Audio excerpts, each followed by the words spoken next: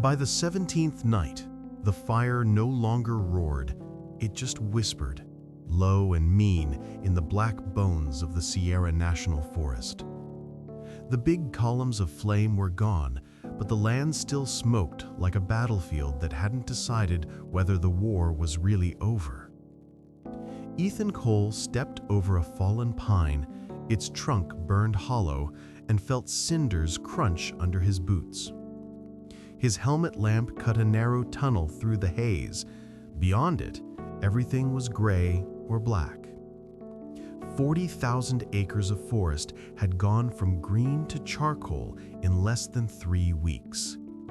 Somewhere behind him, engines idled, pumps hissed, radios crackled with tired voices talking about containment lines and wind forecasts and reassignment orders.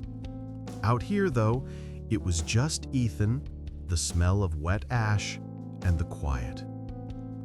He swept his light across a slope, checking for hot spots that could flare up and run.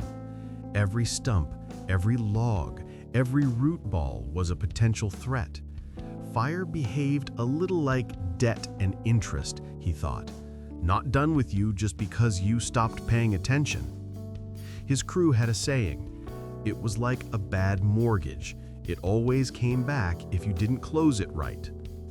Up here, closing it right meant walking every foot of ground until they were sure nothing was still burning down in the roots. "Cole, you copy?" Captain Harris's voice crackled in his ear. "Yeah, Cap, go ahead. You're clear on that eastern ridge in the next 15. We've got a briefing on rehabbing the line, then I want everybody back. You're not the only one who needs sleep." "Roger that," Ethan said. His throat felt like someone had lined it with sandpaper. He just finished this swale. He stepped down into a shallow gully, his boots squelching in muddy ash. The fire had been so hot here, it stripped bark, melted paint, twisted metal. A pickup truck lay on its side, frames scorched bare, nothing left but steel and memories. Some family's old workhorse, probably. One more thing someone would be calling their home insurance about tomorrow morning. He pushed the thought aside. You couldn't do this job if you carried every burned house, every ruined life in the front of your mind. Something popped nearby, a sat pocket giving up its last bit of life. Ethan flinched reflexively, then exhaled. His lamp moved on. That was when he heard it. At first, he thought it was another branch shifting, a rock settling in the heat, just a tiny hitching sound under the wind. He paused, turned his head, and there it was again, a soft, broken noise like air catching in a tiny bellows. He swung his light toward it. At the base of a burned-out oak, the ground looked churned and chaotic. Bark and branches lay piled together, fused by melted resin. As he stepped closer, the smell changed. Less of wet ash, more of something sharp and sour, the scent of burned fur and cooked meat. He knew that smell too well. They'd already found 4 deer, 3 raccoons, and what might have been a black bear in this sector alone. The beam of his light slid over a small mound of fur and stopped. For a heartbeat, he thought it was just another body. A little one this time. A bobcat, maybe, curled around something. The coat was dusted white with ash, urns singed at the tips. Then he saw the others. 3 small shapes, twisted and still, pressed tight against the larger form. A mother and her litter, all gone. He swallowed hard, feeling that familiar tightness bloom under his ribs. Fires took everything with no sense of fairness. It never sat right, no matter how many seasons you did. He started to move on. The sound came again. Ethan froze. Slowly, he brought the light back to the smallest bundle of fur, the one half buried against the mother's belly. Under the coating of gray, a tiny flank shuddered. The ribs rose, fell, rose again in a shallow, ragged rhythm. "Oh, hell," he whispered. He dropped to one knee, the heat still leaking from the ground seeping through his pants. Up close, the little body was even smaller than he had thought. 8 weeks old at most, maybe 2 pounds. A bobcat kitten. Its mouth hung open, tongue dry, each breath like it was dragging glass into its chest. The eyes were barely slits under the soot. "Hey," Ethan said softly, like the kitten could understand English or like talking made any of this less insane. "You're not supposed to be here, kiddo." His training kicked in on autopilot. Wildlife protocols. Call it in, mark the location, move on. They had rangers and wildlife rehab folks who handled this, people who specialized in trauma, in long-term care, in all the things he didn't have time or equipment for. He reached for his radio. The kitten's chest hitched hard, then stuttered. For a second, it looked like the little body forgot how to breathe. Something inside Ethan clenched. He saw in a flash that didn't belong to this forest, his father's face under an oxygen mask, eyes clouded from smoke inhalation, a monitor spitting out ugly numbers. He heard the doctor saying, "We did everything we could," in that detached voice people used when they were trying not to sound like they were talking about money. Medical bills, life insurance, loss. Fire took and took and took. Not again, he thought. "Cole, status?" Harris's voice snapped in his ear, too loud in the quiet. "I'm still working the swale, Cap. Couple hot spots. 10 more.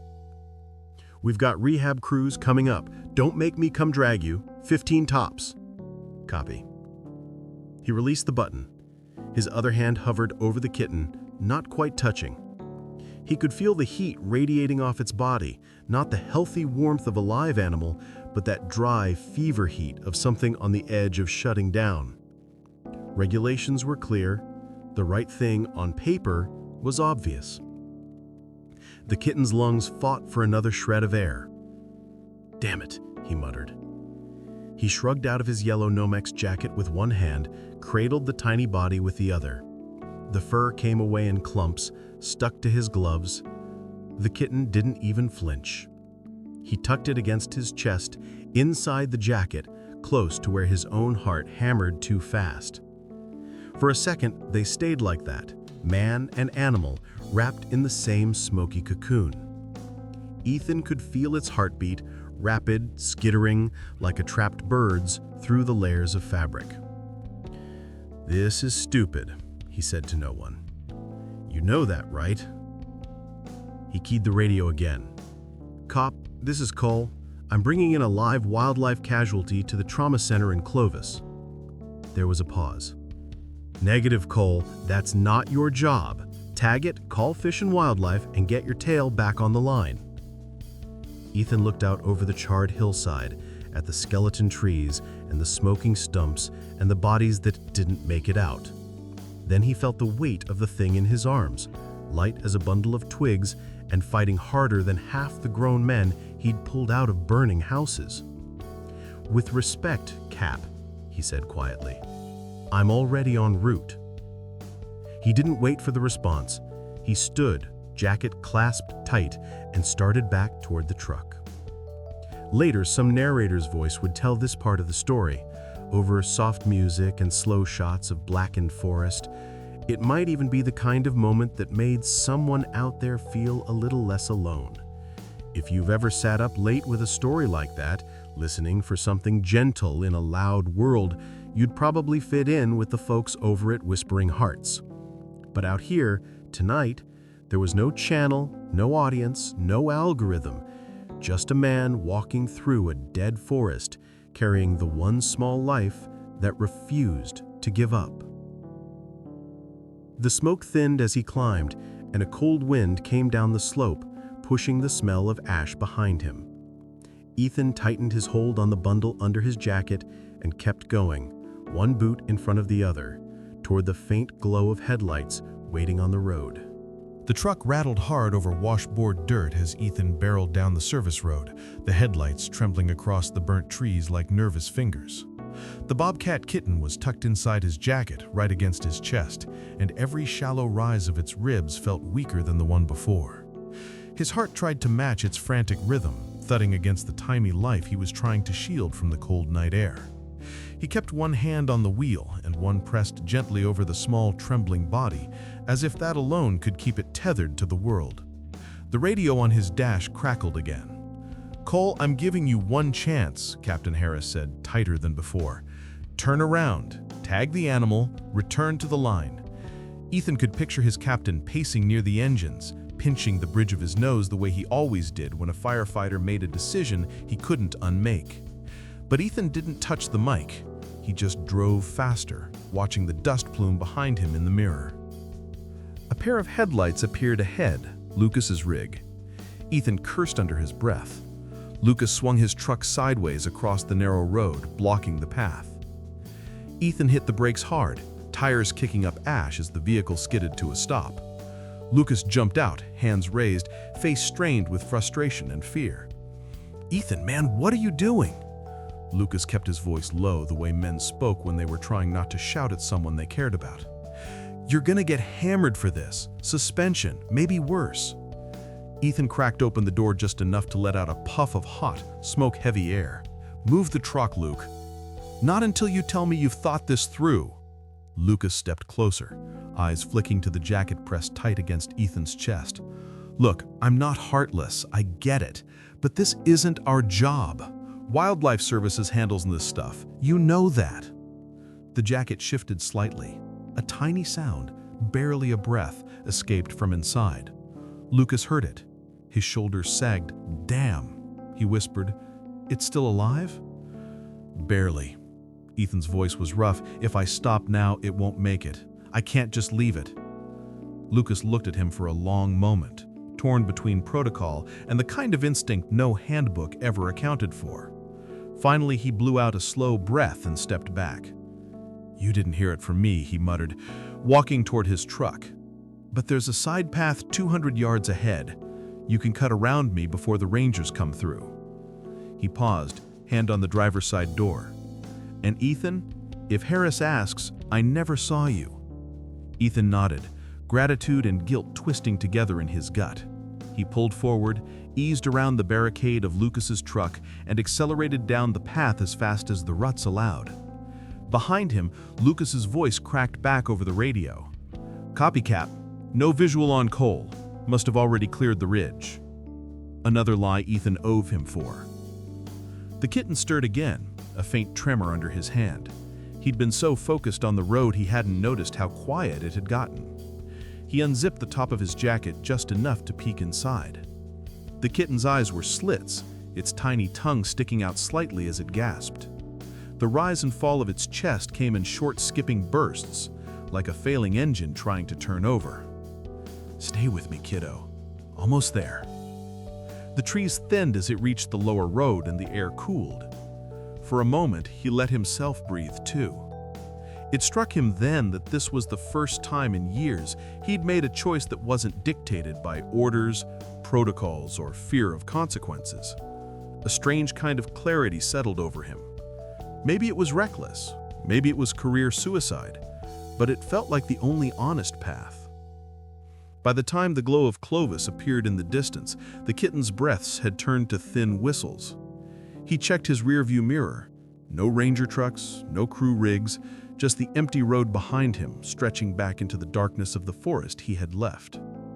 He eased one hand over the kitten again, feeling the faint flutter beneath the fabric. "You hang on," he whispered. "I'll deal with the fallout. You just hang on." His phone buzzed in the cup holder, Maya calling, ready on her end. He didn't answer. He needed both hands now, one for the wheel, one for the tiny heartbeat that kept slipping like sand through his fingers. The trauma center lights flickered into view. Relief hit him hard enough to make his breath catch. He pulled into the lot so fast his tires squealed. Maya burst through the doors before he even cut the engine, medical bag in hand. "Is it breathing?" "Barely," she said sharply. "Good, then move." Ethan scooped up the kitten and followed her inside, leaving the door swinging behind him.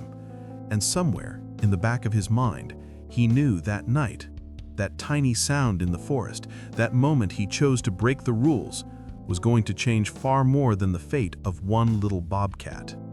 The glass doors banged open as Ethan rushed into the trauma center, jacket clutched tight, the kitten's faint weight pressed to his chest. The building was bright, too bright after weeks of firelight and smoke, and the sudden clarity made everything feel strangely unreal. Dr. Maya Lewis strode ahead of him, snapping on fresh gloves, her dark hair pulled into a quick knot, eyes sharp with purpose. "Bring her in here," she said, pushing through another set of doors into a small emergency bay that smelled of antiseptic and steam. Ethan laid the tiny bundle on the stainless steel table. The warmth of his jacket vanished instantly, and the kitten's body looked impossibly small under the harsh lights. Maya's assistant, Aaron, flicked on the overhead lamp, grabbing oxygen tubing and a pediatric mask. "Pulse is weak," Maya muttered, running a stethoscope over the kitten's chest. "Lungs sound like they're full of debris. Saturation? Dangerously low." Ethan felt his stomach lurch. He stepped back only because Maya needed space, but every muscle in him leaned forward, refusing to leave the kitten's side. The kitten's breaths came in tiny, high-pitched whistles, each one shorter than the last. Aaron slid the mask over the kitten's face. The elastic barely held. It was made for a house cat, and even that seemed too big. Maya adjusted the flow of oxygen. "Come on, sweetheart," she whispered, her voice gentler than Ethan had heard it in months. "You're not done yet." The kitten's ribs fluttered, then stilled for a heartbeat. Ethan's grip tightened on the railing of the table. "She stopped," he said, voice cracking before he could swallow it back. "No, not yet." Maya pressed 2 fingers along the tiny chest, counting silently. "She's fighting. Give her a second." Seconds dragged, stretching thin like thread pulled too far. The monitor beeped irregularly, then steadied just enough to keep from flatlining. Ethan exhaled, a slow, shaking breath he didn't realize he'd been holding. Maya lifted the kitten's front paw, turning it to check capillary refill. "Severe smoke inhalation," she said.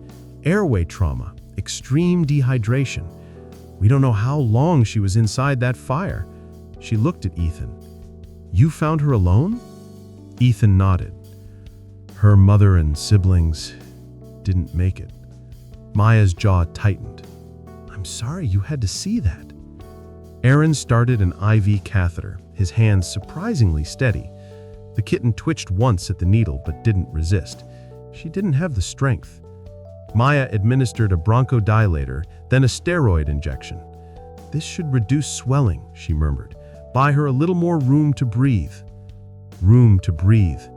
Ethan swallowed hard. That phrase had lived in his bones for years. His father hadn't had any room to breathe in the hospital after the Arizona fire. Not enough lungs left after the smoke tore through him.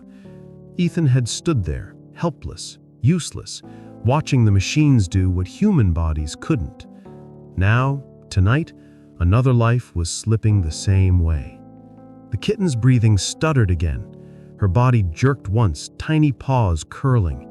The oxygen mask fogged and cleared, each cycle weaker. Maya leaned closer. "Cinder," she quietly said. "Stay with us." She didn't question the name Ethan had given her earlier. She just used it, as if recognizing that giving something a name meant you'd already chosen to fight for it. Ethan stepped closer, laying a light hand on the edge of the towel beneath the kitten. "You hear that?" he murmured. "You've got people pulling for you." A sharp alarm cut through the room, heart rate dropping. The kitten's chest barely moved. "Come on," Maya whispered. The monitor dipped again, dangerously close to flat. Aaron shot Maya a look. She didn't blink. She reached for another medication, her movements swift and practiced. The kitten twitched.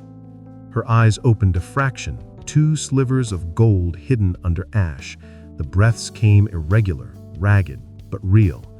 "She's responding," Maya said, though her voice held no relief yet. She's not out of danger, not even close, but she's responding. Ethan let his shoulders fall, exhaustion hitting like a hammer now that the immediate crisis had eased. His hands shook.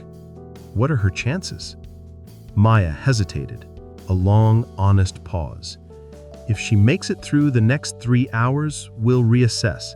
But right now, maybe 15%. 15%.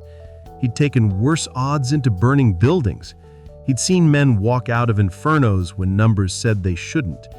He looked at the tiny creature on the table, fighting, alone, scared, but still here. "I'm staying," he said. Maya glanced at him, reading the stubborn set of his jaw. "You've been on a fire line for nearly 3 weeks, Ethan. You can barely stand." "I'm staying," he repeated. There was no argument left to make. She nodded once. "Then sit, quietly. Let her hear you." She knew something he didn't. Animals sometimes held on to the world better when a familiar voice cut through the fog. Ethan pulled up a chair. He sat beside the table, leaning close enough to speak without touching her. "You made it through that fire," he said softly. "You got yourself out. You did the hard part. Now you let us do the rest." The kitten's chest rose, slow, painful, but unmistakably deliberate. It wasn't victory, not even close, but it was hope. Thin and fragile and flickering like the last spark inside a dying log. Ethan stayed, watching every breath, listening to every beep, committing to a fight he hadn't planned but couldn't walk away from. And long before dawn touched the Sierra, he knew that whatever happened next, nothing in his life would stay the same. The night dragged on in slow, uneven breaths, Cinder's breaths. Every time her chest paused, every time the monitor hesitated, Ethan felt his own lungs seize with hers. The emergency bay, bright and sterile, seemed to grow smaller as the hours passed. Maya and Aaron moved around the table in tight circles, checking vitals, adjusting oxygen flow, wiping soot from the kitten's mouth and nose. Outside, the world was quiet. Inside, it felt like time was balancing on the tip of a needle. Around 2 a.m., the kitten's body trembled violently, then went eerily still. The monitor gave a sharp, high alarm. Maya's head snapped up. "She's crashing again. Aaron, increase the O2. Push another bronchodilator." Her voice was steady, but the tension in her jaw made Ethan's stomach clench. Aaron bolted for the med cart. Maya placed both hands along the tiny ribcage, feeling for any movement. Ethan leaned forward, gripping the side of the table hard enough that metal bit into his palm. "Come on, Cinder," Maya murmured. "Stay with me." Ethan hadn't even realized he was holding his breath until he felt his vision blur. The kitten's chest refused to rise for several long, brutal seconds. Then, with a weak shudder, her body drew in a thin strand of air, so faint Ethan almost missed it. Maya's shoulders loosened. "That's it. That's right. Don't quit on us." Aaron passed her the syringe. She administered it with a quick, practiced hand. The kitten twitched, coughing out a small puff of soot that stained the towel beneath her mouth. It was a terrible sound, but a sound, a sign. "She's not giving up," Maya said quietly. Ethan sat back, closing his burning eyes for a moment. "You're tougher than all of us. You made it through that fire. You can make it through this." Cinder's breathing shifted, still shallow but steadier, almost as if she was listening. At 4:10 a.m., Maya stepped out to update a wildlife officer who had arrived to take notes. The man wore an official jacket, clipboard in hand, and asked a series of formal questions Ethan barely heard. But when the officer suggested transferring Cinder to a holding pen until the appropriate facilities could assume responsibility, Ethan snapped his head up. "She's not going anywhere tonight," he said sharply. The officer blinked, surprised. Maya returned then, caught the tail end of the exchange, and stepped between them. "Cinder stays," she said firmly. "She won't survive transport."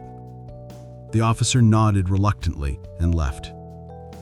Ethan sank back into his chair. Shortly after 5 a.m., the first hint of dawn filtered through the blinds. Maya returned to the table, scanned the monitors, listened to Cinder's chest again. She let out a slow breath. "She made it through the night," she said softly. Yeah, she did. Her chances are still slim. The fight was far from over. But when the smallest creature in the room refused to quit, none of them could either. The sun had barely risen over Clovis when Cinder's condition dipped again. The early light filtered through the blinds in thin lines, turning the emergency bay into stripes of gold and gray. Ethan hadn't moved from his chair except to stretch his legs or bring his face closer to Cinder's tiny body. His eyes were red from smoke and exhaustion, but he kept them open, afraid to miss even one breath. Around 6:15 a.m., Cinder's chest seized. It happened fast. One moment her breaths were shallow but steady. The next they hitched, stuttered, and stopped entirely. The monitor blared in a shrill alarm that cut through the quiet, and Ethan felt that sound in the center of his spine. Maya rushed in from the adjoining room without her gloves fully on. "She's crashing again," she said, voice low but urgent. Aaron appeared behind her, already reaching for the emergency kit. Ethan stood so fast his chair scraped across the tile. He had seen men fall from ladders, seen a flame front turn and swallow a hillside whole, but none of it felt as brutal as watching a creature barely bigger than his hand struggle against an invisible enemy. Maya pressed her fingers to Cinder's chest, her brow tightening, heart slowing. She's got seconds, not minutes. Aaron handed over a dose of epinephrine.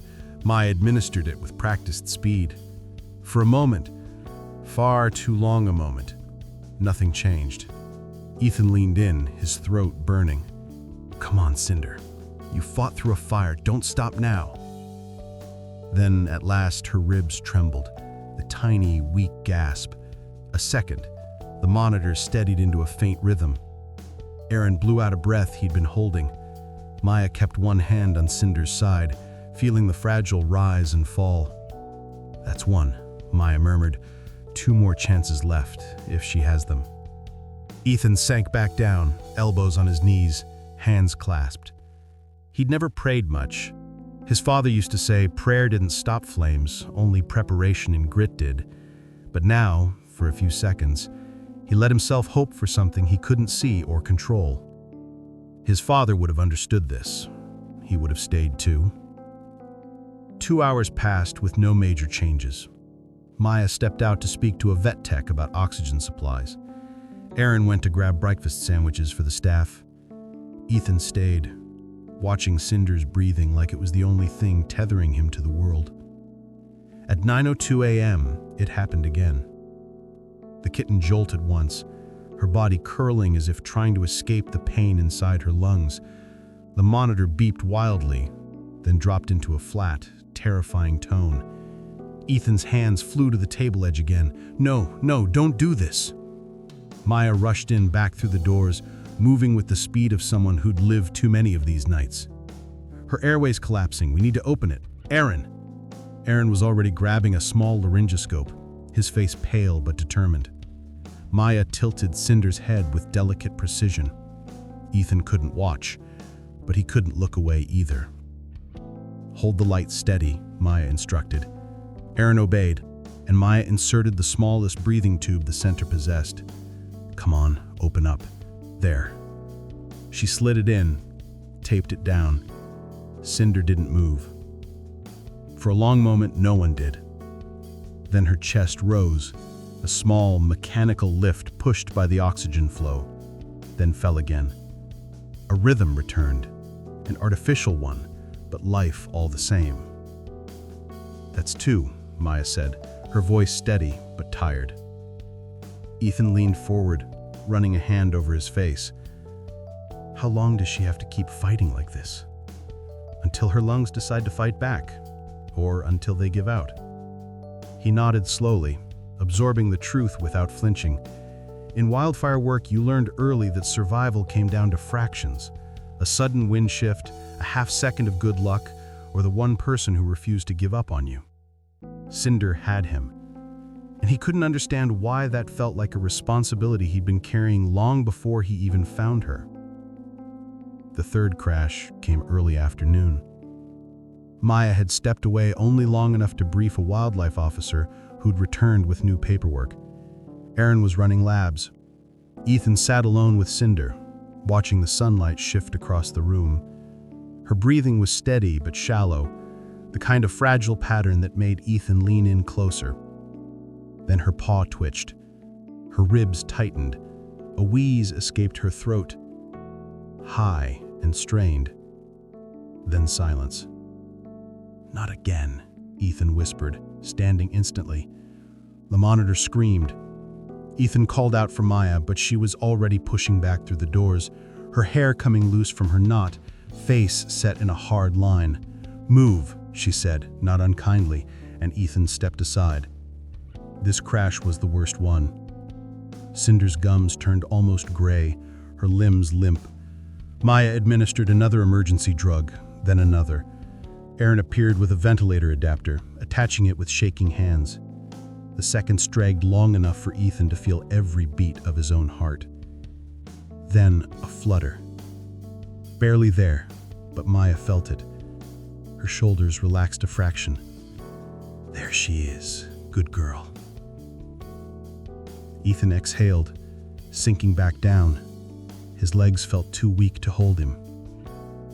"That makes 3, he said softly.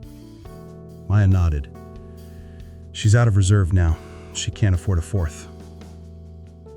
They all fell silent. Cinder's breaths were thin, but present.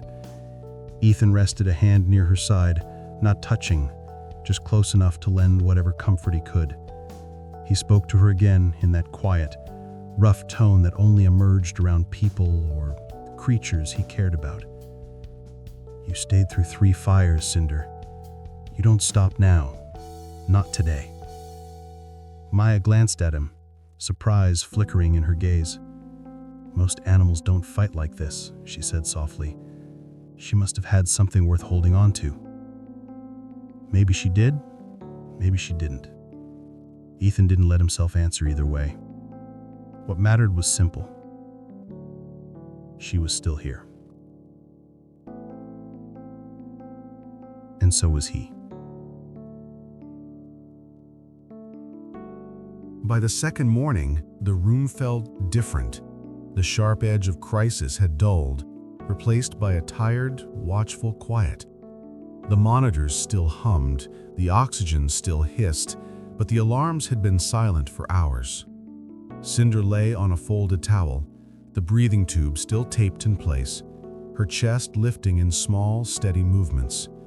It wasn't pretty, and it wasn't strong, but it was steady. For now, that was everything.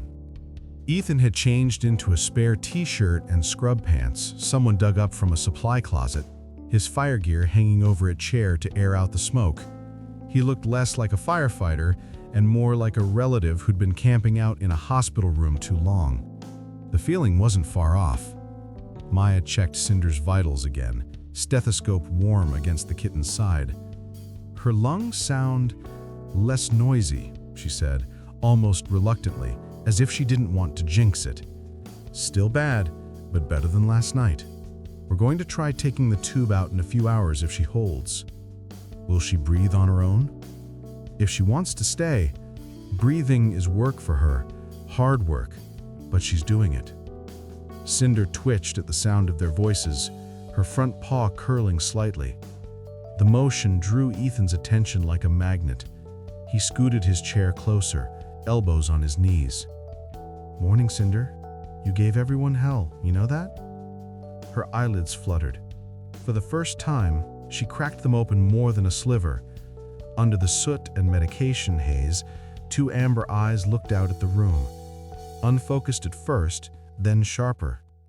She tracked the movement of Maya's hand, the glint of metal on the tray, the shadow of Ethan leaning over her. She didn't move much. She didn't have to. Just that look was enough to prove there was someone home behind those eyes. "Well, hey there. Welcome back." When the time came to remove the tube, the room went tense again. Aaron held Cinder gently in place while Maya worked, calm and precise. A quick motion, a careful pull, a wet, ragged cough, and the plastic slid free. Cinder gagged weakly, then drew in a breath all on her own. It rattled, ugly and wet, but no machine pushed it. "Easy," Maya said. "In and out. That's it." Ethan didn't realize he had been gripping the edge of the table until the metal bit his fingers. He forced himself to loosen his hands. Cinder lay still, panting faintly. After a minute, her gaze found Ethan again. This time, it stayed there. Her ears twitched, the barest shift. "Yeah," he said, voice low. "It's me. I'm still here." That afternoon, a ranger from Fish and Wildlife stopped by again, a different one this time. Tall, gray-haired, the sort of man who'd seen a lot and didn't waste words. He flipped through Cinder's chart, listened to Maya's report, nodded in all the right places. "So she's stable, for the moment." "For the moment," Maya agreed. "Good. Then, once she can be moved, we'll get her to a holding facility. We've got a list of partner shelters, and there's a zoo in Texas looking for—" "No," Ethan said, sharper than he meant. Both of them turned. "She's not a shipment," he went on. "You start passing her around like freight, she won't survive it." The ranger frowned slightly. "I understand you're attached, Mr. Cole, but she's not an it. Her name is Cinder." Maya stepped in then, laying a calming hand on the chart. "We're not making any decisions today. Her lungs are still compromised. Transport could kill her. Let's get her through this week, then we'll talk options." The ranger studied her for a long moment, then nodded. "Fine, but don't get too sentimental. Wild animals aren't pets. They don't bond the way you think." Ethan felt Cinder's gaze on him again. As if to answer that, the little bobcat gathered what strength she had and let out a faint, scratchy sound, a tiny hoarse growl directed straight at the stranger in the uniform. Maya's lips twitched. Sounds like she has an opinion.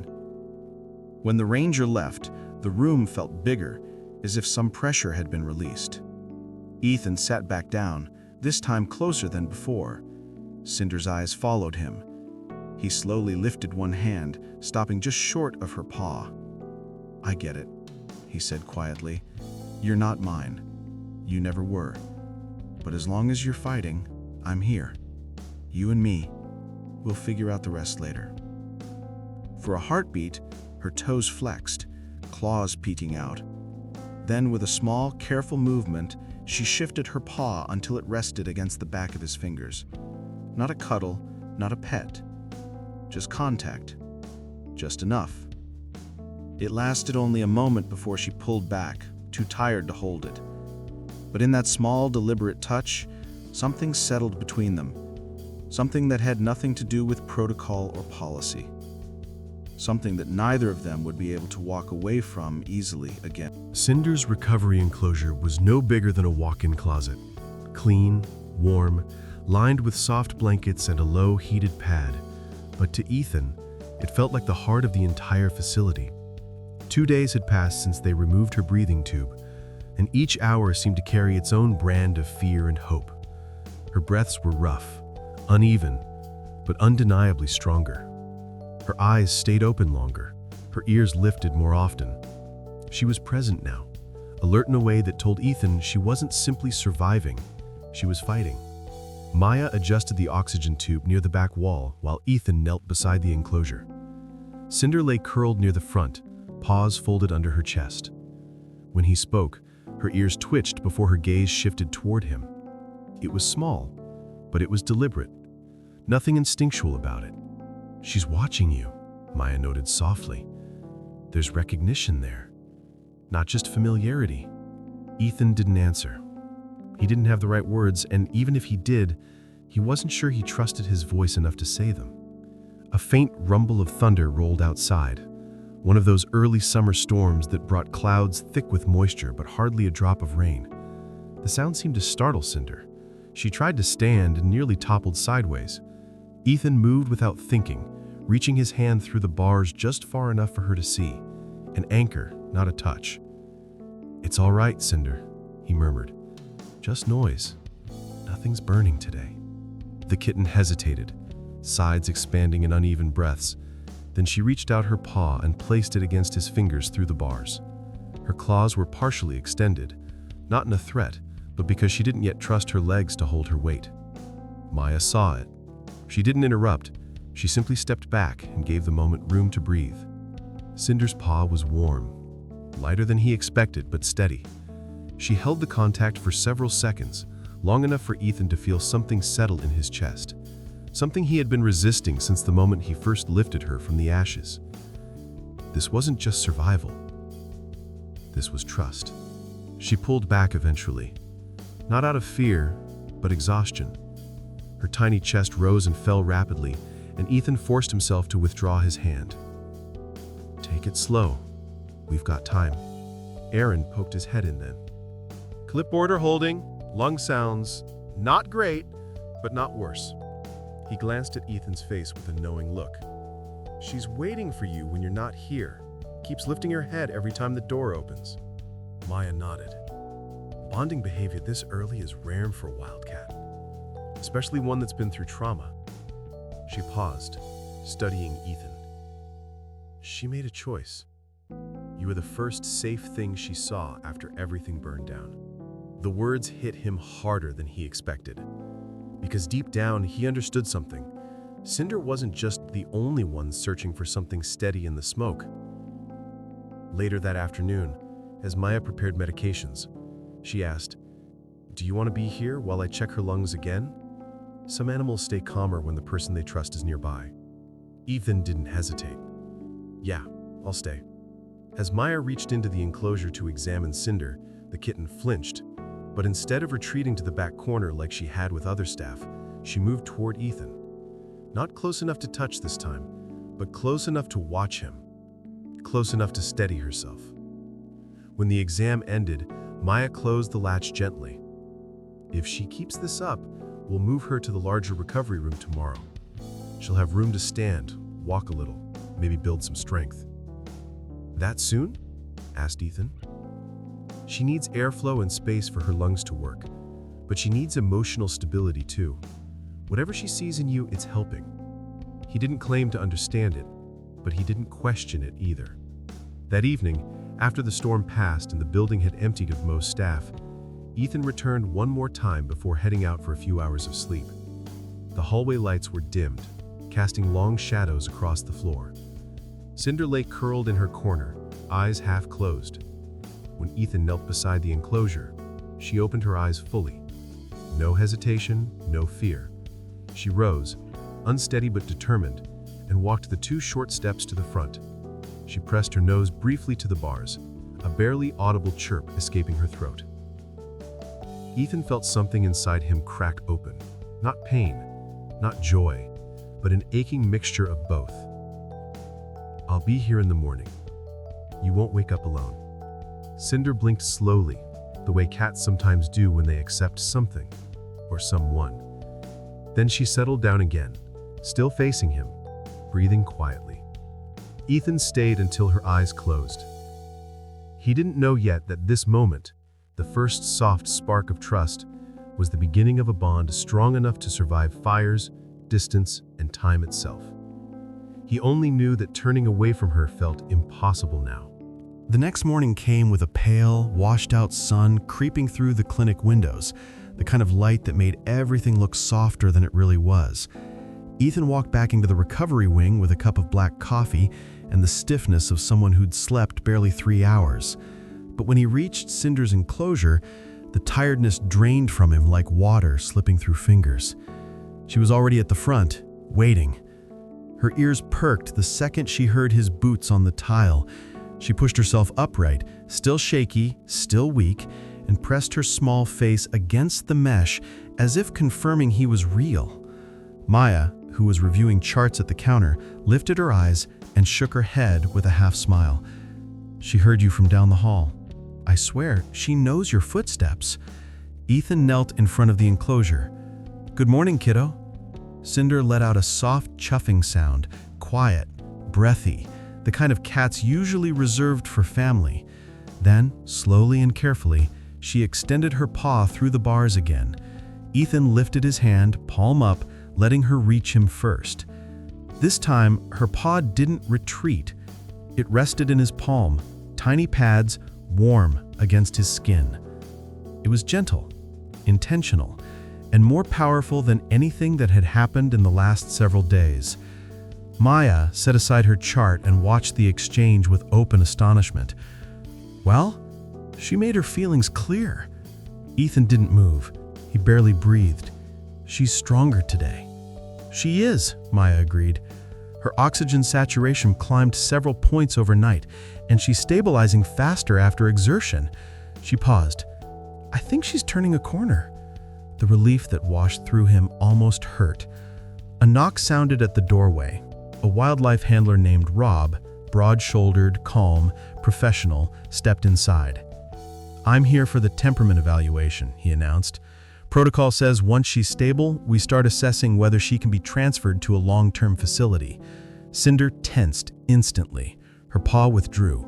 Her ears flattened. She backed away from the bars, breathing harder from the effort. But Rob didn't miss it. He said, "That's normal. Wild-born animals avoid new people." But Maya frowned, a crease forming between her brows. She wasn't like that yesterday with staff she didn't know. Ethan looked over his shoulder. "Let me stay." Rob hesitated. "Carbon scent and wildfire residue can stress animals." "Not her," Maya said quietly. "He's the one steady thing she's had." Rob studied them both, then nodded. "Fine, stay, but no touching until I'm done." He approached slowly, crouching to make himself smaller, speaking in a calm voice. But Cinder went rigid, crouched low, pupils dilated. She wasn't aggressive, she was terrified. Her breaths grew faster, her chest working too hard. She remembers the fire, the uniforms, the noise, the smells. Maya moved closer to the bars, not touching, not interfering, and said her name in the low, steady tone he'd used since the night he found her. "Cinder, I'm right here." The reaction was immediate. Cinder's head lifted, her ears turned toward him. She crawled, weak, dragging herself toward his voice. She didn't reach through the bars this time. She simply pressed her body as close as she could get, ribs heaving from the effort. Rob froze. "That's not normal behavior for a wild bobcat." "No," Maya said softly. "It's not."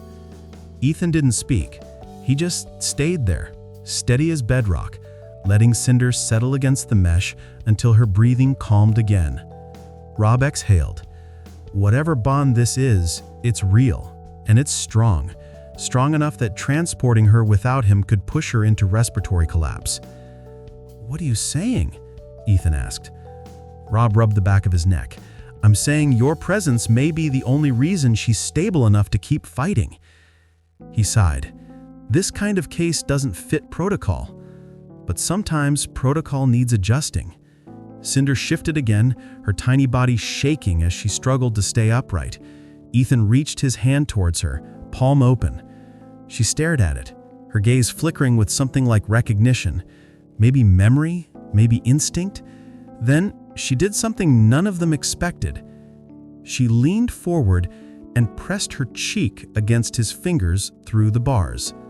A deliberate nuzzle, the smallest gesture in the world, yet filled with meaning. Maya's breath caught. "That seals it. She's imprinted." Rob nodded slowly. "She's chosen him." Ethan felt everything inside him tighten at once.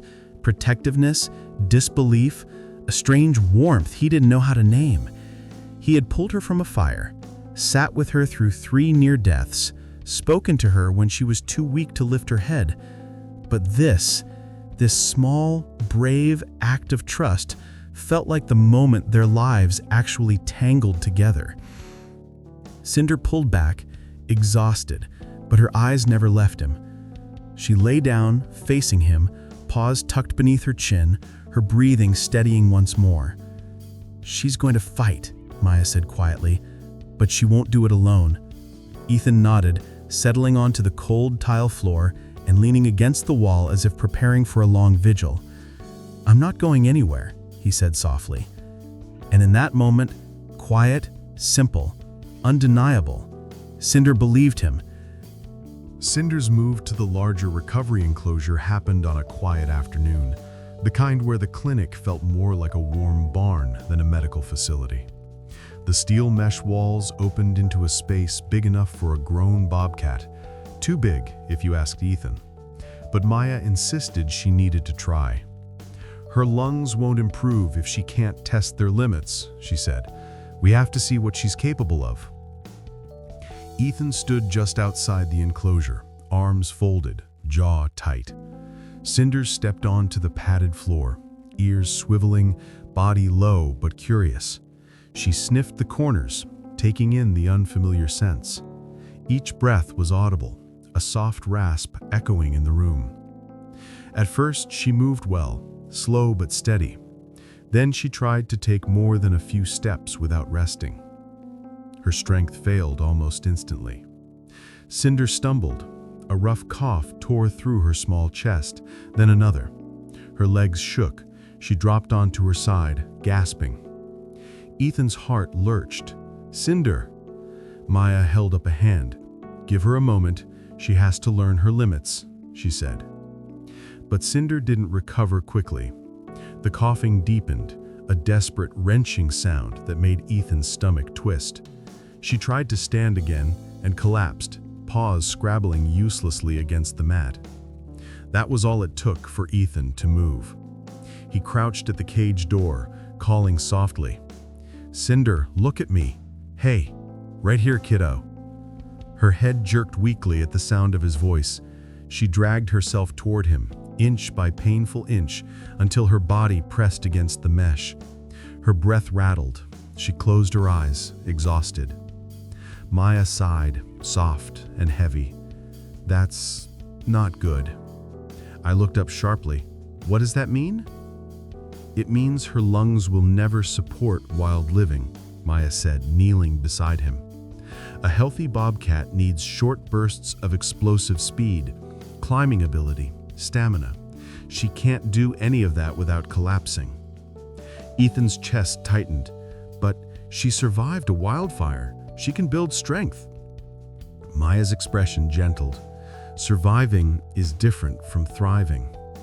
Silence drifted between them, broken only by Cinder's raspy breaths. Rob, the wildlife handler, entered then, clipboard under his arm. He watched Cinder for a long moment before speaking. "We ran the numbers. The damage is permanent. Her lung capacities may be 60% if we're generous." "Meaning?" Ethan asked. Rob exhaled. "Meaning she'll never hunt, never cover ground fast enough to survive winters, never breathe well enough to escape a predator." Ethan felt the room go still. "So what happens to her?" he asked, his voice low. Maya hesitated. "We recommend placement in an educational program, a controlled, safe environment. She'd be a living example of wildfire impact." Cinder weakly pawed at the mesh, as if searching for Ethan's hand. He reached out, letting her touch his fingers.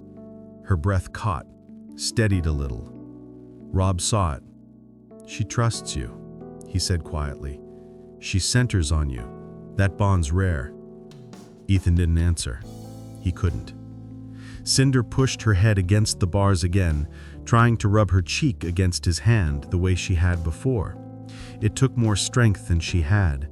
She slumped, too tired to hold herself up.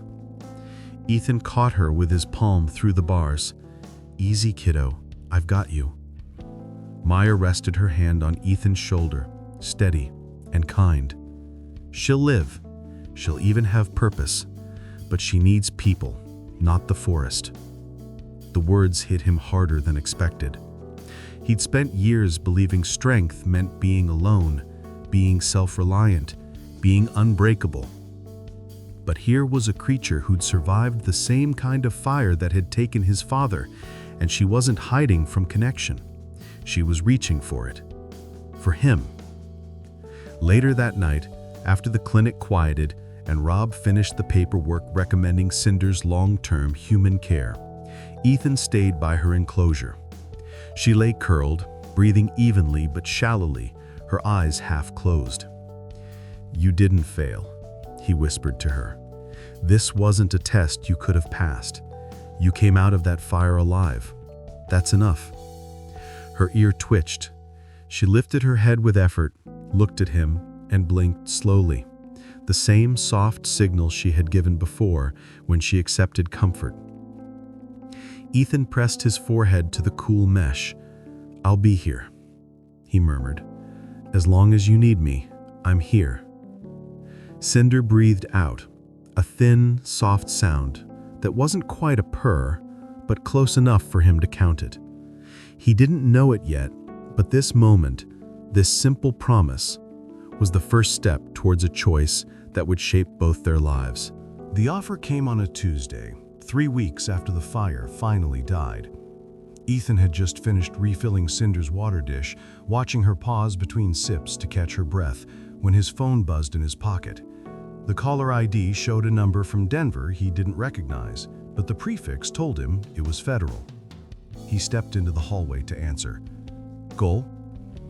"Ethan, this is Deputy Chief Randall with the Regional Wildfire Division," a man's voice said, firm but cordial. "I've been talking with Captain Harris about your work on Sierra. You've made quite an impression." Ethan leaned against the cool wall. "Just doing my job, sir?" "Well, your job may be changing," Randall replied. "We're building out a wildfire strategy office in Denver. Interagency coordination, predictive modeling, aerial resource deployment. We're offering you a position as operations lead. It's a big step up. Salary, benefits, long-term security. You'd be helping shape how we fight these fires across the entire region." The words washed over him. Operations lead, strategy, shaping policy. It was the kind of role his father had once dreamed might exist one day, back when wildland firefighting was mostly guesswork and grit. "You don't have to answer right this second," Randall said, "but we do need a decision within a week. We'd want you in Denver within 6. After he hung up, he stayed in the hallway a long time, phone heavy in his hand. The hum of fluorescent lights and distant clatter of metal pans faded into the background. All he heard was his father's voice, years ago at the kitchen table, tracing fire maps with a calloused finger and saying, "We need people who can see the whole board, not just the next tree that's burning." Maya found him there, staring at nothing. "You look like you've seen a ghost," she said quietly. "Maybe I have," he replied. Then he told her. She listened without interrupting, arms folded, back against the opposite wall. When he finished, she nodded once. "It's a good offer." "It's more than good. My dad, he would have killed for a chance like this back in his day." "But," she prompted. "But Cinder is here." The words came out harsher than he intended. "Her whole world is this building, this town, these people, and me." Maya let the silence sit between them for a moment. Then she said, "Ethan, what you did for her is something I've rarely seen. You pulled her out of a fire. You sat with her through 3 crashes. You gave her a chance that didn't exist without you." She held his gaze. "But her life can't be built only on you. That's too much weight to put on either of you." He dragged a hand through his hair. "If I leave, she'll look for me. You've seen how she scans every doorway." "She will," Maya agreed. "For a while. Then she'll adapt. Animals do that. They survive by adjusting." He thought of how Cinder's head lifted every time his boots sounded in the corridor, how her breath eased when he knelt by her enclosure. He pictured those amber eyes turning toward a door that never opened again. What if she doesn't? What if she just keeps waiting? Maya's expression softened. What if she does? And what if, in Denver, you help keep 100 other Cinders from needing a room like this in the first place? The logic cut cleanly. That didn't make it hurt less. He went back to Cinder's enclosure late that night, the offer still echoing in his head. She was awake, stretched out on her side, sides moving in their familiar, uneven rhythm. When he knelt, she pushed herself up, walked the few steps to the front, and pressed her forehead gently against the mesh. His hand found its usual place, fingers resting just beneath her ear. "You don't make this easy," he murmured. She blinked at him, slow and trusting. For the next 6 days, he lived in two worlds. At the station, Harris pulled him aside and spoke quietly, pride hidden under his usual brusque tone. "You'd be damn good at that job, Cole. Don't turn it down just because you're afraid to outgrow this patch of dirt." At the clinic, Cinder followed him with her eyes wherever he moved, her breaths always a little easier when he was close. Maya watched them both with a mixture of concern and something like resignation, as if she saw the ending long before he did. On the 7th day, Ethan called Randall back. "I'll take it." The words felt like stepping off a ledge he couldn't see the bottom of. His last week in Clovis blurred into a series of goodbyes he didn't quite know how to say. His crew threw a small barbecue behind the station. Lucas hugged him hard and muttered, "Try not to forget the little people when you're pushing all the shiny buttons up there." But it was the last day at the trauma center that carved itself into his memory. He brought Cinder a treat Maya had approved, a small portion of fresh chicken, laid carefully in her dish. She ate slowly, pausing often to breathe, then came to the front as she always did when she was done. Ethan sat on the floor, back against the wall, legs stretched out. Cinder lay down with her paws against the mesh, as close as she could get. "I'm leaving," he said finally, the words heavy in the air. "There's a job in Denver. It's important." She stared at him, unblinking. Of course, she couldn't understand the details, but animals understood absence in a way humans never wanted to. "I told you I'd be here as long as you needed me," he went on, voice rough. "Turns out I can't keep that promise the way I thought I could." For a moment, he thought he might keep it from breaking him. Then Cinder lifted one paw and set it, very carefully, against his hand. She didn't pull back this time. She held the contact, her breath catching a little with the effort. Ethan bowed his head, eyes burning. "I'm so damn sorry, kiddo."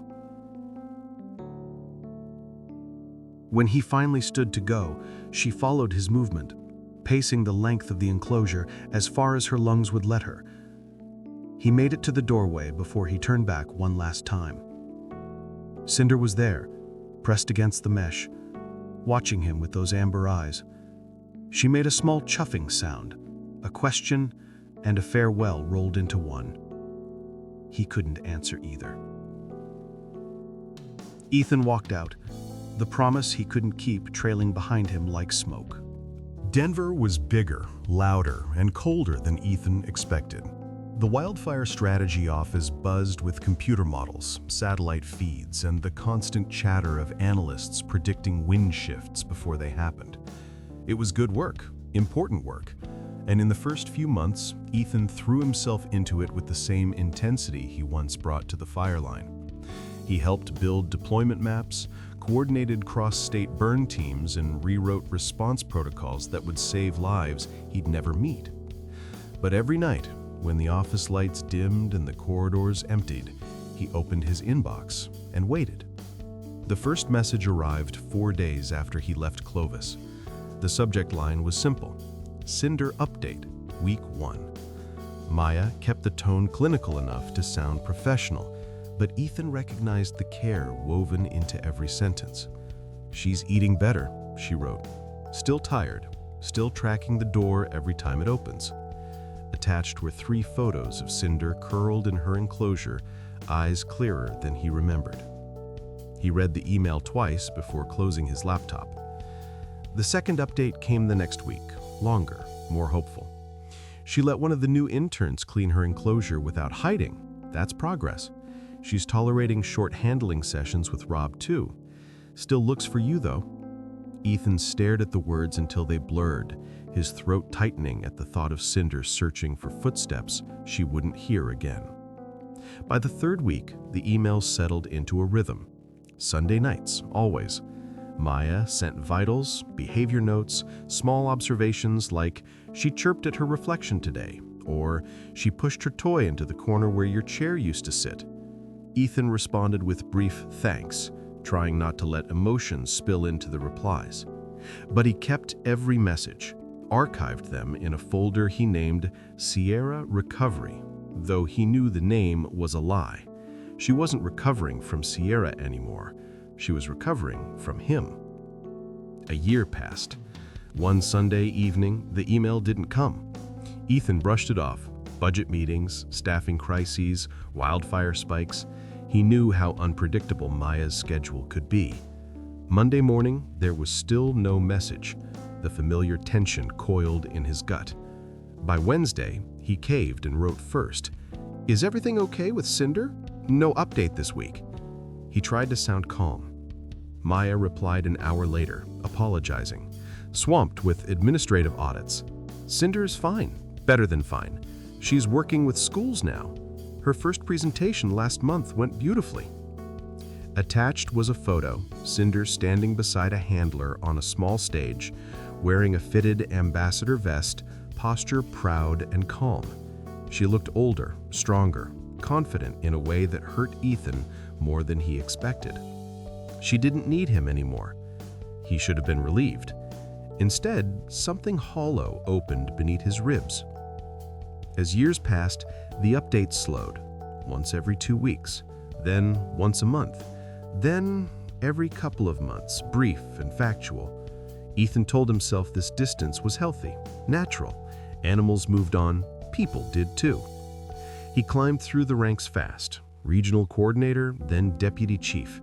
His days blurred into fire seasons and policy meetings. He dated casually, spent holidays with coworkers, and built a life that looked correct on paper. But every so often, he'd open that folder, 47 emails now, and scroll through Cinder's photos. From the tiny, soot-covered kitten fighting for breath to the sleek young Bobcat teaching classrooms full of kids, she had become something extraordinary. 6 years after he left Clovis, the largest wildfire Oregon had ever seen tore through the state. Ethan worked 31 days straight, sleeping on a cot behind the operations tent. When the last hot spot was finally contained, he sat alone in his truck in the silent parking lot, shaking from exhaustion. All he could think about was a kitten he'd carried out of a burning forest. All he could wonder was whether she remembered him. He didn't send an email, didn't ask. The answer felt too dangerous. Another year passed before Maya finally reached out again. Her message was short, tentative. Cinder's health is stable, but her behavior has changed. During firefighter tours, she becomes fixated. She approaches the barrier and scans each face, every single one. It's as if she's searching for someone she can't find. Ethan read the email 3 times, pulse hammering. Maya ended with a line that knocked the air out of his lungs. "Ethan, I think she's looking for you." He typed a response, polite, measured, distancing. "It's better for her if I stay away." He hovered over the send button. Then he deleted the entire message. For 2 months, he avoided answering. He drowned himself in work, in strategy meetings, in statewide risk assessments, anything to bury the ache he didn't want to name. But late one night, long after the office emptied, he opened that email again. The words burned the same way they had the first time. "Cinder is searching the faces of every firefighter who walks through the door." He closed his eyes. 7 years, and she still remembered. He wasn't sure whether that truth healed him or broke him more deeply than before. The email arrived on an ordinary Tuesday morning, buried between wildfire data reports and a reminder from HR about renewal forms. Ethan almost missed it. The sender wasn't Maya this time. It was the Montana Wildfire Services Association. The subject line read, 10-year commemoration. Flat Ridge Fire. He clicked out of reflex, expecting a generic announcement. Instead, he froze. "We would be honored to have you attend as a distinguished former team member. Your service during the Flat Ridge Fire made a lasting impact. The event will include a live wildlife education segment featuring Cinder, the Bobcat rescued during that incident." Cinder. Her name hit him like a blow to the ribs. There was a short handwritten note at the bottom, likely from Captain Harris. It would mean something to the team if you came, and maybe to others too. Others.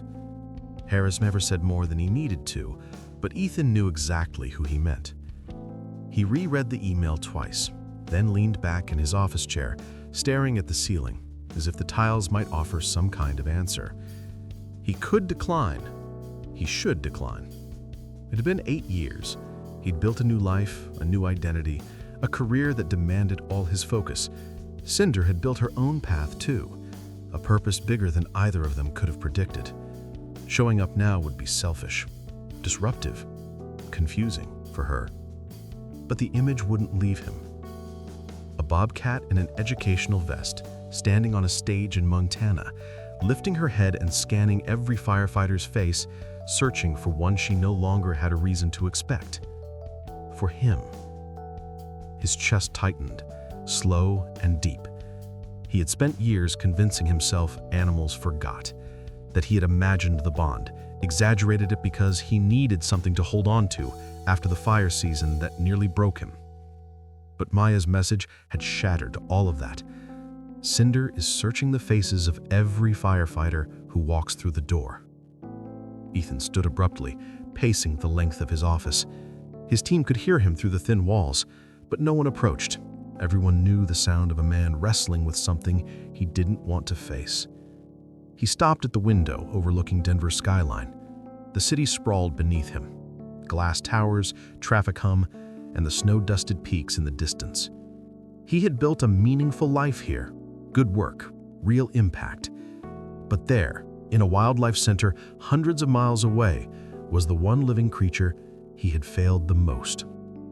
He sat again, elbows on his knees, hands pushing through his hair.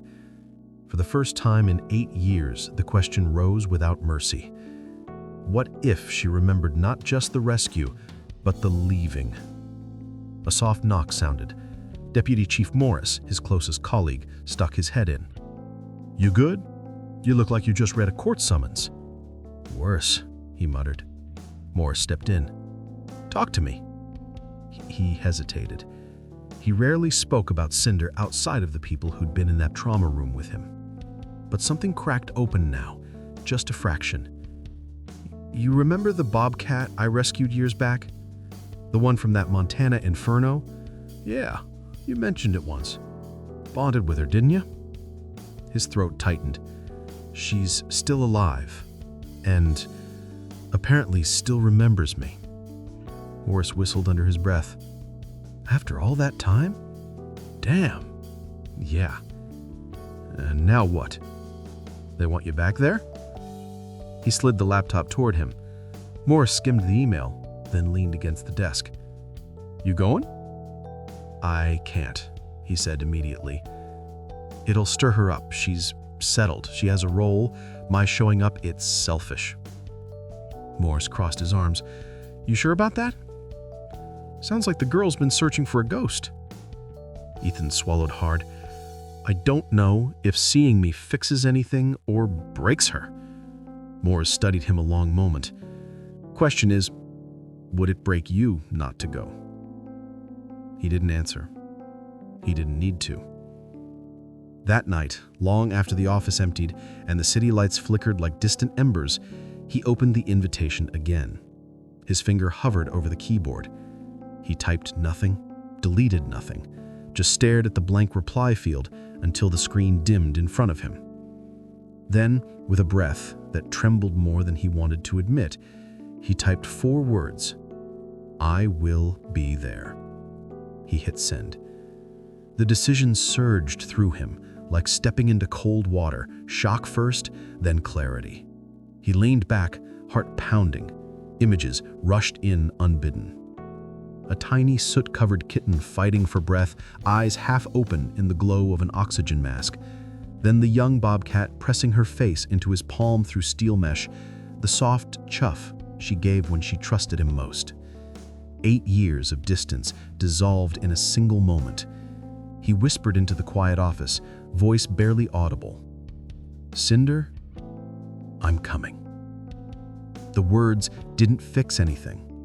They didn't erase the past, but for the first time in years, he felt like he was walking towards something he should have faced long ago, something waiting for him beneath Montana skies. The drive from Denver to Montana felt longer than the map claimed. Ethan left before sunrise, hoping the early start would steady the storm inside him. But the closer he got to Flat Ridge, the more the landscape pulled old memories from the shadows. The scent of pine, the jagged skyline, even the way the morning light spilled over the mountains. Every mile felt like moving backward in time. He arrived at a small lodge near the fire station the evening before the commemoration. Sleep barely touched him. He kept imagining how the next day would unfold. Maybe Cinder wouldn't recognize him. Maybe she'd glance past him, the way she did every firefighter who'd ever visited since. Maybe this whole trip was a selfish mistake. By morning, his stomach was a tight knot. He put on his Denver Division dress uniform and stared at himself in the mirror. He looked older, lines at his eyes, silver streaks in his hair, a weight in his expression he didn't know how long he'd been carrying. 8 years had reshaped him. What if Cinder's memory had reshaped her beyond anything he could expect? When he pulled into the fire station lot, the place was already swarming with people. Fire crews from across the region, families, community leaders, and volunteers from the Wildlife Education Center. A large tent had been set up behind the building. Inside, tables displayed photos from the Flat Ridge fire, charred equipment, and maps showing how prevention efforts had improved since that year. Several former colleagues noticed him immediately. Captain Harris pulled him into a one-armed hug, clapping him on the back, with a warmth Ethan hadn't felt in a long time. "You made it," Harris said, his voice rough with something close to relief. "Didn't think you'd actually come." "Neither did I," Ethan admitted. As they talked, Ethan's attention kept drifting toward the tent where the educational segment would take place. Harris caught the glance and nodded subtly. "She's here. Came in early this morning with Maya and her handler. Stronger than ever." Ethan's chest tightened. The ceremony began with speeches, stories of courage, loss, progress. He heard most of them, but part of him was somewhere else entirely. The tent rustled behind the crowd. A handler called instructions. Metal latches clicked. His pulse picked up. He found himself breathing as if prepping for a first-in-fire entry, slow, controlled, steadying the adrenaline. Then the announcer's voice carried through the speakers. "And now, a special demonstration from the Montana Wildlife Education Center, featuring Cinder, the bobcat rescued during the Flat Ridge fire 10 years ago." The crowd applauded warmly. Children leaned forward, cameras lifted, and then she appeared. Cinder walked onto the platform with a presence that silenced the noise around her. She was full-grown now, muscular, graceful, her coat rich with tawny golds and deep russet spots. The red vest rested comfortably across her shoulders. Her handler kept a respectful, loose hold on her lead, but Ethan only saw her eyes. Amber, bright, alert. The same eyes he had watched fight to stay open in a smoke-filled clinic 8 years ago. She moved calmly at first, following the routine Maya narrated. She stepped on a low platform. She allowed a student volunteer to show how the vest worked. She demonstrated how wildlife needed protection from human-caused fires. But then, something changed. A faint tension rippled down her spine. Her ears tilted.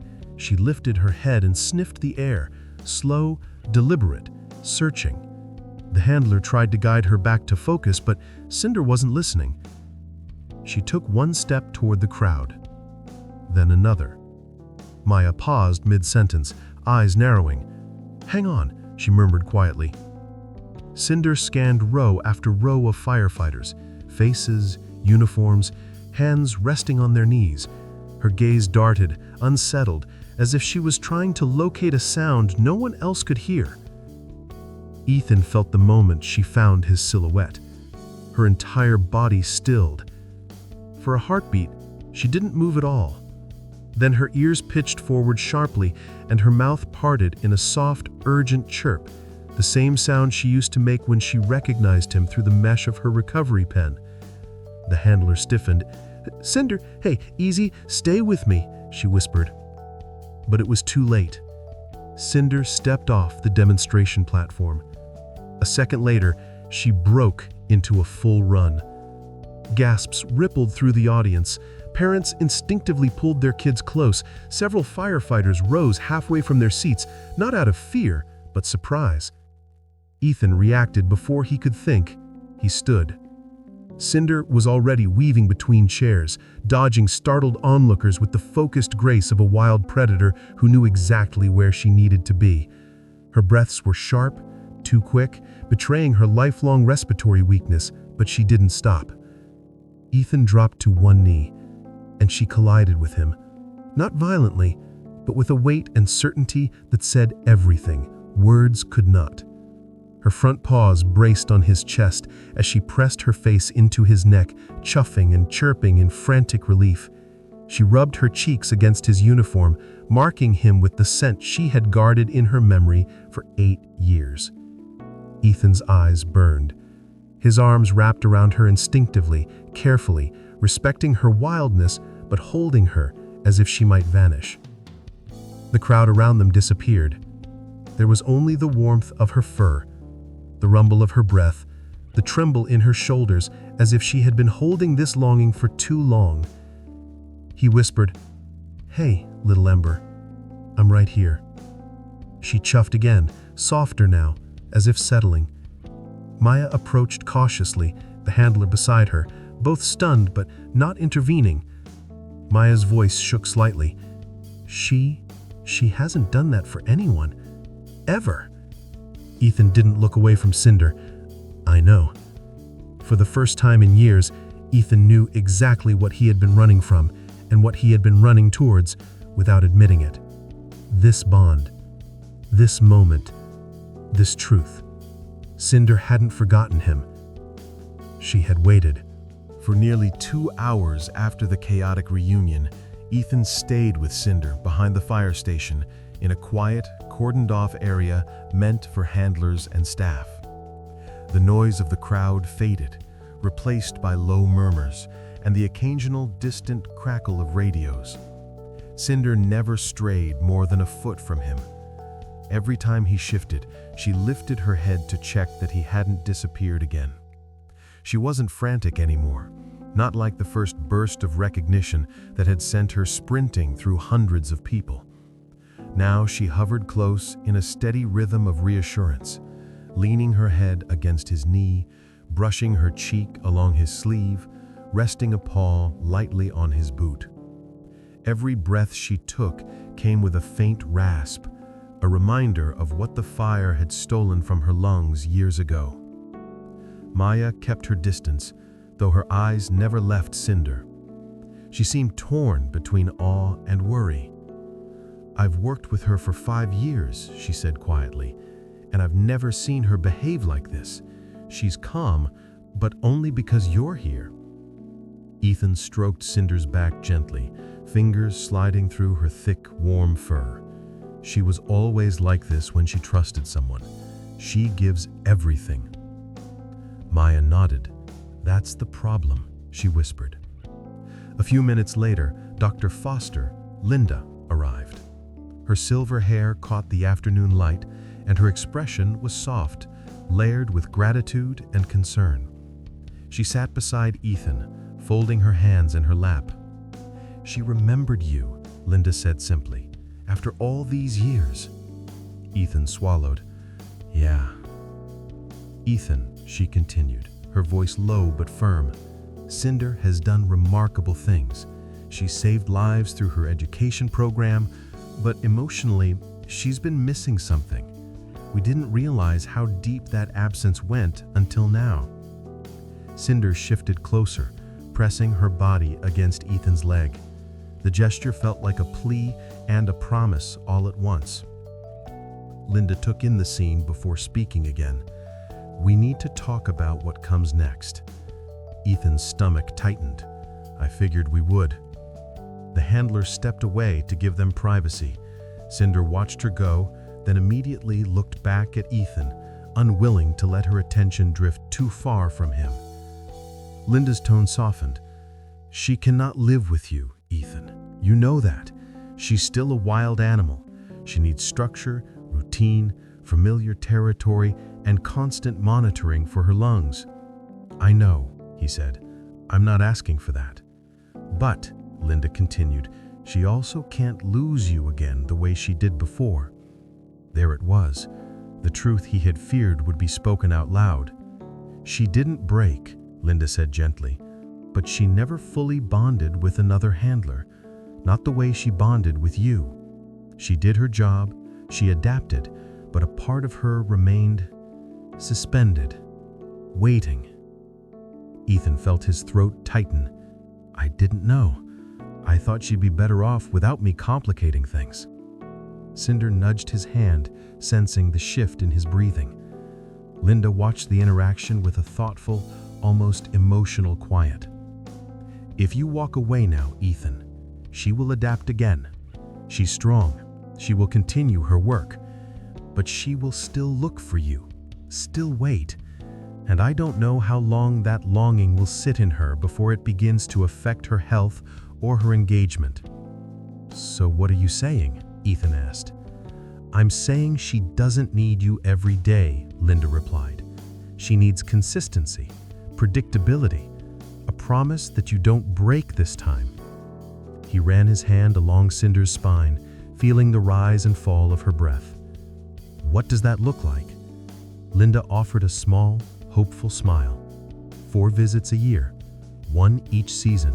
We plan them in advance so her routine stays stable. You come for 2 or 3 days, spend time with her, let her know you're still part of her world. It's manageable for you and meaningful for her. Ethan let the idea settle.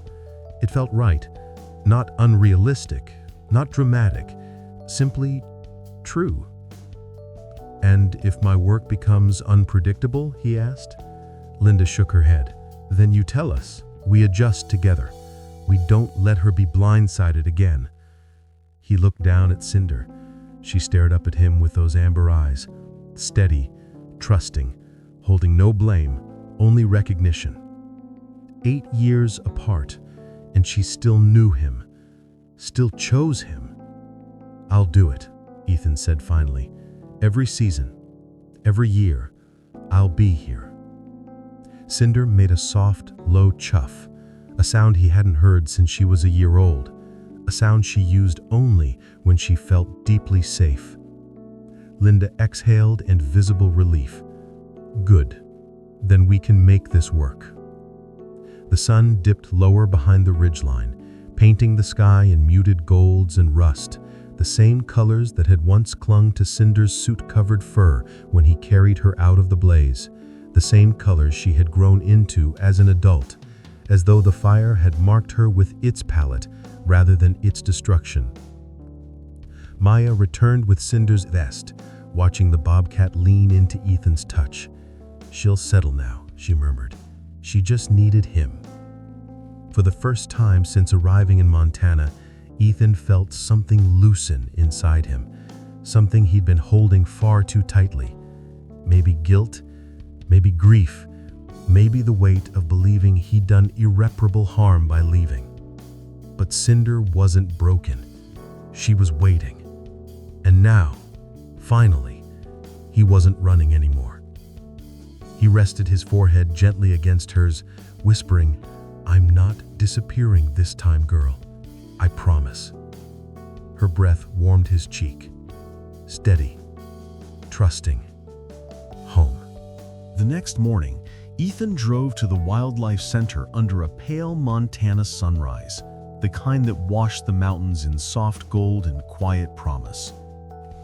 The world felt still, almost reverent, as if it understood this was not just another day for either of them. When he walked through the familiar gates, he didn't have to ask where she was. He could hear the faint rasp of her breath, steady but unmistakable, coming from the outdoor enclosure near the pines. Cinder was waiting. She stood when she saw him, not with the frantic urgency of yesterday, but with something deeper, calm recognition, quiet certainty. She padded toward him in slow, measured steps, her tail low, her body relaxed. Maya opened the enclosure gate and stepped aside without needing instructions.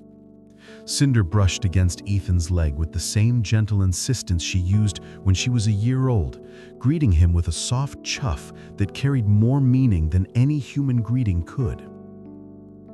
They sat together on a wooden bench tucked under a towering ponderosa. The air smelled faintly of pine sap and cool earth. Ethan watched as Cinder lay beside him, her flank rising and falling with the effort of each breath. She wasn't young anymore. 13 was middle-aged for a bobcat. But she was strong, steady, and proud. And she was content. Children from a visiting school group passed by the fence, whispering excitedly as their teacher pointed out the ambassador who had changed wildfire education in the entire region. Cinder lifted her head, ears alert, acknowledging their presence with calm dignity before settling against Ethan again. Linda joined them a few minutes later, holding a clipboard she didn't bother pretending to read. "She's different today," she said softly. "More grounded, more herself. That's all her. I'm just part of the equation." Linda shook her head gently.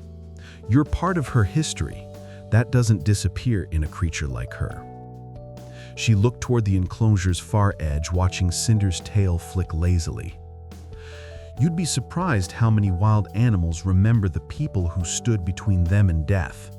But only a few carry that memory like this, like loyalty." He didn't answer right away.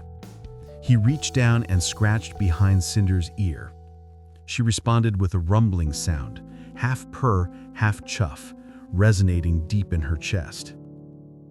After the school group left, Ethan and Cinder walked the perimeter of the enclosure together. She stayed close, but she kept her pace slow to accommodate her breathing. Occasionally, she stopped, placing one paw on a tree stump or boulder, surveying her domain like she owned every inch of it. And in many ways, she did. This place was her territory, her home, her purpose. But today, she shared it with him. When afternoon sunlight slanted across the enclosure, Ethan knew his time was almost up. He would drive back to Denver tonight. His team expected him. His responsibilities were waiting. Real life didn't pause just because his heart had rediscovered something it had been quietly mourning for 8 years. He knelt in front of her. "I'll be back in summer, early June." Cinder blinked slowly, then leaned forward and touched her forehead to his, an old behavior Linda had once told him meant acceptance, trust, and claim. She held the contact for several seconds before pulling back and resting her paw gently on his knee. It was not desperation. It was not clinging. It was understanding. Maya approached with the soft sound of footsteps on gravel. "Whenever you're ready," she murmured, giving Ethan space but signaling the inevitable. Cinder stood and walked with Ethan to the gate. She didn't vocalize, didn't chirp or chuff, but she watched him, really watched him with the same amber eyes that had once been clouded by smoke and pain. As he stepped out of the enclosure, she touched the mesh with her paw, a quiet goodbye that didn't carry fear this time. Linda walked him to the parking lot. "You did right by coming back. You gave her something she couldn't find anywhere else." "I just didn't want to hurt her again," Ethan replied. "You won't," Linda assured him. "Consistency heals more than absence wounds." He nodded, taking in her words. Before he opened his truck door, Linda added, "When you return in June, we'll schedule time for you to help with a presentation. She behaves differently when you're part of her routine.